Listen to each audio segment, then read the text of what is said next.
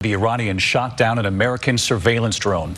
Here are the pictures tonight from the Pentagon. New U.S. surveillance that they say shows that drone that was struck falling from the sky. They say the Iranians used a surface-to-air missile to do this. To give you an idea of what this drone looks like, this is the type of surveillance drone as wide as the wingspan of a 737. Iran says the U.S. was in Iranian airspace. The U.S. says they were not. President Trump suggesting today maybe the shootdown was a mistake, that it could have been someone, quote, loose and stupid. But tonight, news coming out of an emergency meeting in the Situation Room, and Martha Raddatz leads us off with new images tonight now from the Iranians, seeming to declare this was no mistake. Iran claims this is its surface-to-air missile streaking towards the U.S. drone last night at 7:30 p.m. Eastern Time, exploding on impact, a huge fireball filling the screen. The video is not verified. The U.S. military also releasing its own video of the stricken aircraft plummeting into the water. Shortly after, Iranian TV announces the shootdown, claiming it was in Iranian airspace. Its Revolutionary Guard Corps stating an enemy that violates our borders will not return and will be destroyed. The Global Hawk, one of America's most sophisticated unmanned surveillance aircraft, its wingspan as broad as a 737, took off from an airbase in the UAE hours earlier, monitoring the Gulf of Oman, where recent attacks were carried out on oil tankers, and over the Strait of Hormuz, that vital oil shipping waterway, in international airspace, says the U.S. When the drone was hit, the U.S. Navy surging its partner through rough seas to the debris field to recover what they could of the classified aircraft. At 10:15 a.m., after President Trump is briefed, he tweets this stern warning: Iran made a very big mistake. Just over an hour later, Iran's foreign minister firing back on Twitter: we don't seek war, but will zealously defend our skies, land, and waters. At 12:15, the U.S. military weighs in, pinpointing where the drone was hit, some 21 miles from the Iranian coast, well away from the 12-mile territorial limit, in sharp contrast to the Iranian claim the drone went down over its territorial waters. This was an unprovoked attack on a U.S. surveillance asset that had not violated Iranian airspace at any time during its mission. Iranian reports that this aircraft was shot down over Iran are categorically false. At 12:40 today, from the Oval Office, President Trump with further warnings. They made a very bad mistake. I find it hard to believe it was intentional, if you want to know the truth. I think that it could have been somebody who was loose and stupid that did it. Miscalculation has always been a fear during this incredibly tense time with Iran, but today Iranian officials themselves made it very clear this wasn't some rogue Iranian officer accidentally firing a missile. Iran shot that drone down on purpose. David. Martha Raddatz leading us off tonight. Martha, thank you. There was an emergency meeting in the Situation Room late today at the White House. Leaders of both parties urgently headed to the White House, and Mary Bruce is there tonight. Late today, President Trump summoning congressional leaders to the Situation Room for an emergency briefing on Iran.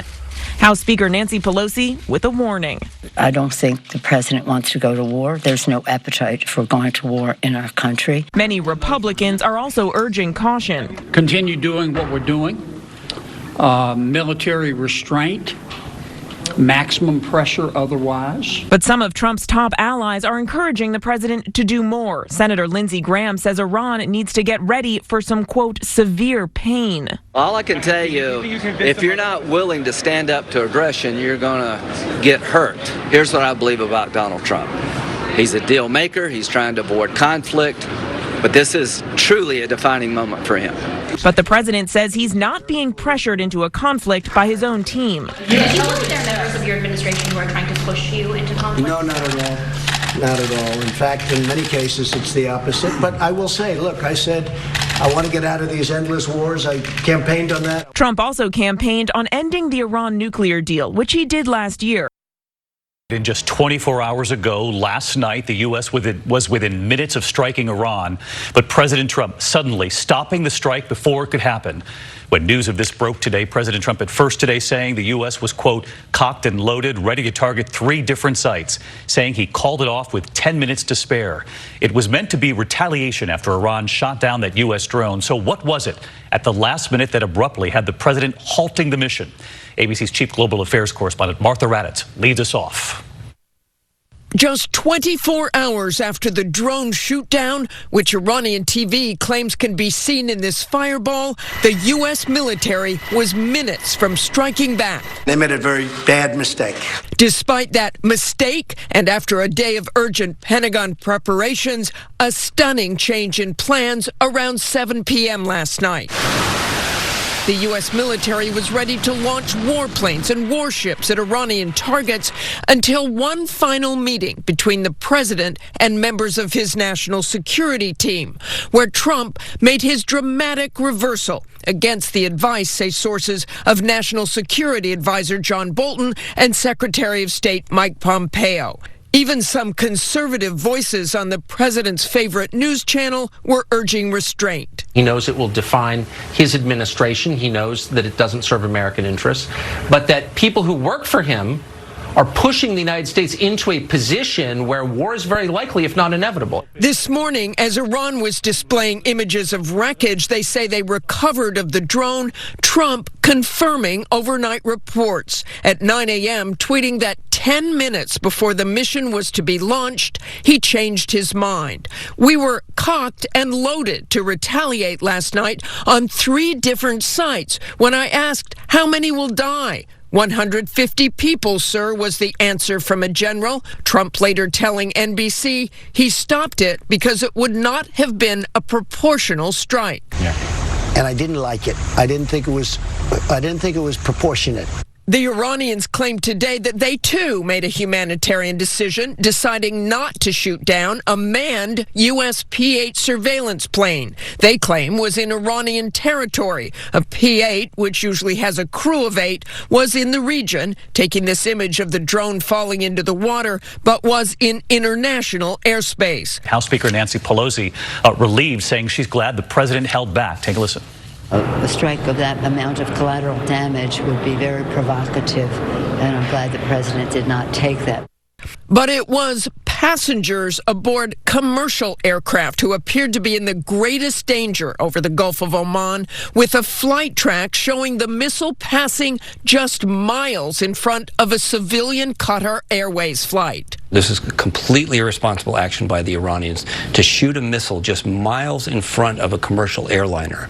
If the radar track had shifted from the drone to that commercial airliner, that we would be talking about hundreds of people who would have been killed by this Iranian missile. The U.S. has called for a closed-door UN Security Council meeting on Monday to discuss Iran, with the president seemingly dialing back military action for now, saying he is in no hurry and believing the sanctions are working, but this standoff with Iran is far from over. David? Martha Raddatz with us again tonight. Thank you, Mark. 2 days after calling off that military strike with minutes to spare, the president now talking about Iran and the U.S. one day becoming, quote, best friends. Saying he hopes to one day be best friends with Iran, today from President Trump, a softer tone for one of America's greatest adversaries. If Iran wants to become a wealthy nation again, become a prosperous nation, we'll call it, let's make Iran great again. Does that make sense? Make Iran great again. Everybody was saying I'm a warmonger, and now they say I'm a dove. And I think I'm neither. You want to know the truth. I'm a man with common sense. I didn't like the idea of them knowingly shooting down an unmanned drone, and then we kill 150 people. I didn't like that. The president consulted with competing voices, and sources say he ultimately went against the advice of his national security advisor, John Bolton. Do you have confidence in the judgment of your national security advisor, John Bolton? Yeah, I do, because I have John Bolton, who I would definitely say is a hawk, and I have other people that are on the other side of the equation. A friendly posture toward Iran and its people. In New York City, we have a lot of Iranians. And they're great people. They're very smart. They're very ambitious. They have they're high-quality people. All right, Cecilia joins me now in studio. And Cecilia, we just heard it right there. The president softening his tone on Iran. Tom, the president today said that military action against Iran is still indeed on the table right now. All right, Cecilia Vega for us. Great to have you on a Saturday. Cecilia, thank you.